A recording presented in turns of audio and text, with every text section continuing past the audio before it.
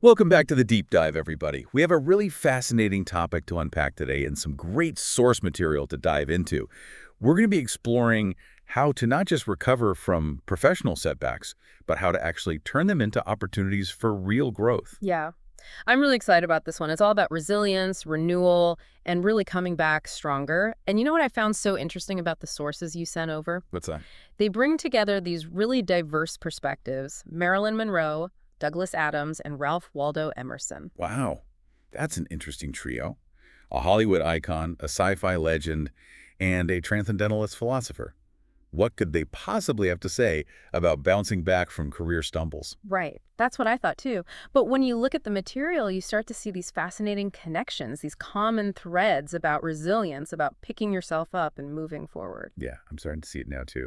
So what's the game plan for this deep dive? Where do we even begin with this? Well, I think the best place to start is with Marilyn Monroe. Okay, Marilyn Monroe. I'm intrigued. Tell me more. So, in one of the articles you shared, there's this quote from her.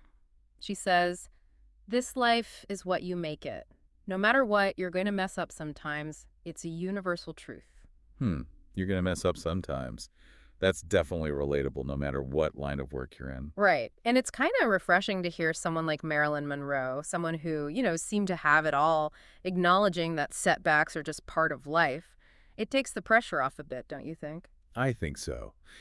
We often see mistakes as these huge failures, especially in a professional context. We beat ourselves up about them. We're afraid to take risks because we don't want to mess up. Exactly. But what if instead of fearing mistakes, we accepted them as a natural part of the process? Like, what if we embrace the fact that we're going to make them and actually learn from them? That's a good point. There's this great example in the article about a product launch that completely bombed. Sales were way below expectations, and the team was devastated. It's that sinking feeling we've all experienced at some point. Ugh. Yeah, that feeling when all your hard work just doesn't pay off. It's tough. It is tough. But instead of dwelling on the failure and pointing fingers, the team took a step back and asked, okay, what went wrong here? What can we learn from this experience? So they turn the failure into a learning opportunity. Exactly. And they used those lessons to improve their next product launch, which, by the way, was a huge success. I like that. So it's not about avoiding mistakes altogether. It's about accepting that they're going to happen and then figuring out how to use them to your advantage. Yeah. And this whole idea of embracing the unexpected, of being okay with not always knowing where you're going, that brings us to our next perspective, which comes from Douglas Adams. Oh, Douglas Adams, the Mhm. Hitchhiker's Guide to the Galaxy guy. I love his work. Okay, I'm all ears. So there's this quote from Adams that's really relevant here. He said, "I may not have gone where I intended to go, but I think I have ended up where I needed to be." Hmm, ended up where I needed to be. I feel like that really speaks to the nonlinear nature of careers these days. Like, how many people do you know who actually ended up doing what they thought they would be doing when they were in college? Right. Life throws us curveballs, the job market shifts, industries evolve, and sometimes those unexpected turns actually lead us to something better, something we might never have discovered if we'd stuck to our original plan. The article had this really interesting example of a marketing professional who was on track for a big promotion, but then their company restructured and the promotion was off the table. Oh, yeah, I remember that. It was a tough break for that person, but ultimately they ended up in a much better place, They right? did. They started doing freelance consulting and found that they not only loved the work, but were also making more money Mm-hmm. and had more flexibility. It was like the restructuring, while disappointing at the time, actually opened up a whole new world of possibilities. It's like that saying, when one door closes, another one opens. Sometimes we're so focused on that closed door that we don't even notice the open one right in front of us. So the takeaway here is to stay open to new opportunities, even if they come in the form of what initially seems like a setback. Absolutely. And you know what?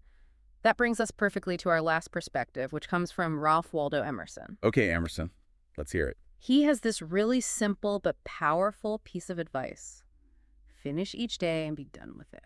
Hmm, finish each day and be done with it. That sounds almost too simple. How does that apply to professional setbacks? Well, it's all about resilience, about not letting setbacks drag you down. It's so easy to get stuck in that cycle of rumination, replaying the events, beating yourself up about what you could have done differently. Oh yeah, I know that cycle all too well. It can be really hard to break free from it. It is hard, but Emerson's advice is basically saying, acknowledge what happened, learn from it, and then let it go. Start each new day with a clean slate. It's about creating that mental boundary, that separation between today and yesterday, so that you can move forward with a fresh perspective. I like that. So it's not about ignoring the past. It's about learning from it and then consciously choosing to move on. Exactly. The article gives this example of a sales manager who lost a major client. It was a huge blow, and they were really tempted to just wallow in that disappointment. That makes sense. Losing a big client can be a real setback. Right. But instead of dwelling on the loss, the manager took some time to reflect on what went wrong, identified some areas where they could improve their client communication and relationship management skills, and then they let it go. They focused on connecting with new prospects and building new relationships. It was like they took Emerson's advice to heart. Finish each day and be done with it. So they used the setback as a catalyst for growth. They learned from it, they improved their skills, and then they shifted their focus to the future. Precisely. And, what I found really cool about the material you sent was that it brought all three of these perspectives together through this fictional story about a woman named Sarah. Oh yes, Sarah. Her story was really compelling. Let's talk about that. So Sarah's startup failed. It was a tough blow, both professionally and personally. I mean, she'd poured her heart and soul into this company, and it just didn't work out. I remember that. And she was really struggling with that sense of failure, right? Like she felt like she'd let herself and everyone else down. Yeah, she was really hard on herself. But then she came across that Marilyn Monroe quote, "You're gonna mess up sometimes." And it was like a light bulb went off for her. It helped her to see the failure not as a reflection of her worth as a person, but as a learning experience. Exactly. It allowed her to detach from the emotional weight of the failure and start analyzing what went wrong more objectively. And through that process, she realized that there was some market factors she hadn't anticipated and some aspects of her business model that weren't as strong as they could have been. And then, as she was picking up the pieces, she stumbled upon Douglas Adams' quote about ending up where you need to be. And that really resonated with her because even though her startup had failed, it had opened up these unexpected doors. Yeah, she ended up finding a new job in a completely different industry, and she discovered that she had this incredible talent for strategic planning, something she'd never even realized she was good at. And to top it off, she adopted Emerson's finish each day and be done with it mantra. Right. She started setting small, achievable goals for each day, like reaching out to one new contact, taking an online course, or spending 30 minutes brainstorming new ideas.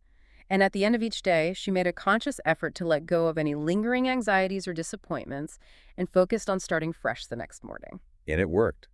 Those small, consistent actions, combined with that daily mental reset, helped her to rebuild her confidence in her career. It's a great example of how these three seemingly simple pieces of wisdom can actually be really powerful tools for navigating professional setbacks.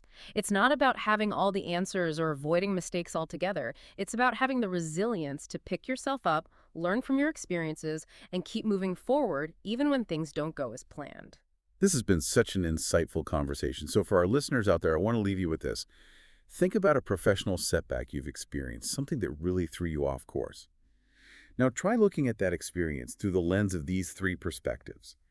Embrace mistakes as learning opportunities like Marilyn Monroe, stay open to unexpected paths like Douglas Adams, and make a conscious effort to let go of each day and start fresh like Ralph Waldo Emerson. I love that because it's not just about reflecting on the past, it's about using those reflections to shape your future. How might applying these three perspectives now shift your understanding of that past setback and maybe even guide your actions moving forward? That's a great question for everyone to ponder. Remember, setbacks are inevitable. It's how we respond to them that determines our ultimate success. And sometimes those setbacks can actually lead us to something even greater than we ever imagined. Couldn't agree more. Thanks for joining us for another deep dive. We'll see you next time. See you then.